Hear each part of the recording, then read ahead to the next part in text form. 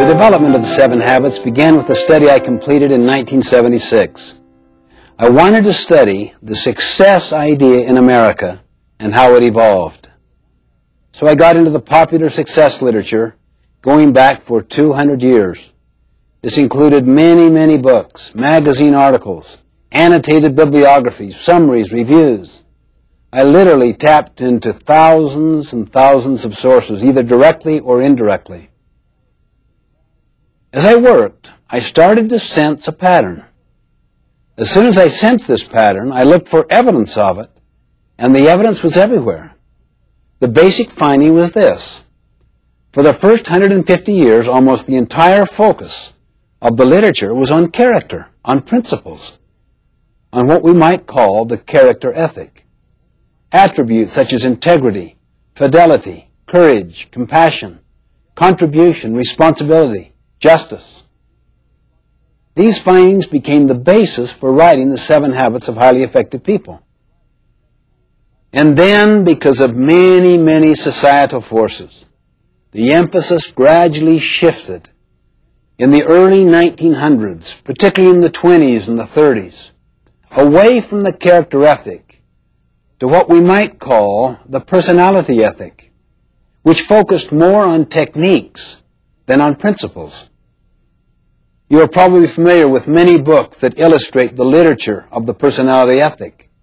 They basically deal with how to take care of yourself, how to look good, how to dress in particular ways, how to create the right image.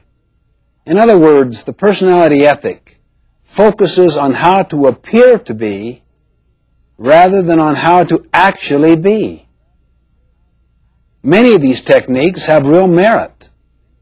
However, if they don't have their roots in the character ethic, if they don't have their roots in principles, they won't have the power to create enduring effectiveness. For example, what if people learn techniques of influencing others, but they're fundamentally duplicitous or deceitful in their character? What if they really wanted to use people to build their own economic success? They might develop smoothness in their relationships so that they can have their own personal ends achieved, money, fame, glory, whatever. They really couldn't care less about contribution or service, purpose, adding value, helping others. How much trust would you have in them? How willing would you be to follow them or to rely upon them when things get tough? You know, one time I had a student come to me and say, "How am I doing in your class?" I looked him in the eye and said, "You really know how you're doing, don't you? A lot better than I do. How are you doing?" And he kind of looked down squeamishly. "Well, not too good, I guess. I just had kind of a rough time lately, and maybe I haven't applied myself as much as I should have." You really came to find out how well you'd psyched me out, how well you'd psyched out the system, isn't that right? When in fact, you kind of know in your heart how you're doing. "Well, how am I doing?" he said. "How are you doing?" Let's focus on what's really happening, not on what's appearing to happen.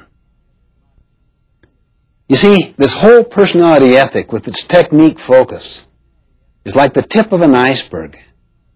The tip, or that part which is seen on the surface by others. It's above the water. The character ethic is like the great mass of the iceberg under the water. People often do no work in the foundation, where the great mass is, where the greatest long-term impact is. Too many people give all their energy and focus to the tip of the iceberg. That is, to learning techniques that others can see. You see this even in organizations, not just individuals. You see, programs change. Practices change. Principles do not change. If we help individuals and organizations to internalize principles, they will know how to adapt the practices to address specific situations. Let me emphasize that techniques have their place. They're very important. I really mean that. I mean, you want good human relations techniques, public relations techniques, communication techniques, management techniques. But when we use techniques to cover our own lack of character, they become manipulative. They undermine trust and confidence. You see, what we really need is the character ethic. And that's essentially what the 7 Habits is about. This material is based on an inside-out approach, meaning we give our first energies to our own character development before we focus on techniques or how to be more effective with others. Gandhi beautifully demonstrated this principle once. A mother came to him and said, "Would you help my child reduce the amount of sugar he is eating?" Gandhi paused, thought, and answered, "Well, talk to me in a week." A week later, the mother asked him again, and he talked to the boy, and the boy agreed. And the mother said, "Why didn't you talk with him last week?" Gandhi smiled and said, "You don't understand. Last week, I too was eating sugar." Unless we work on our character, we will not develop trustworthiness. And trustworthiness is built by the combination of both character and competency.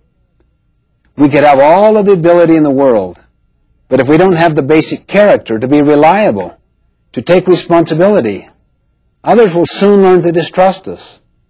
They're fearing that we're just trying to meet our own ends, perhaps at their expense. In my opinion, unless we return to the character ethic, we won't have the basic foundation of trustworthiness. That's what leads to trust, which is needed to build effective interpersonal relationships. In the final analysis, what we are communicates far more eloquently than anything we say or do. I love the quote of Henry David Thoreau. "For every 1,000 hacking at the leaves of evil, there is one striking at the root." In other words, let's work primarily on the roots to begin with and build a foundation of trustworthiness. This is one of the key areas of focus in the 7 Habits, to build character and competence and to restore trustworthiness and trust in our lives, in the lives of our families, our organizations. Trust and trustworthiness really are the basis of personal and interpersonal leadership. It's the foundation of all true effectiveness.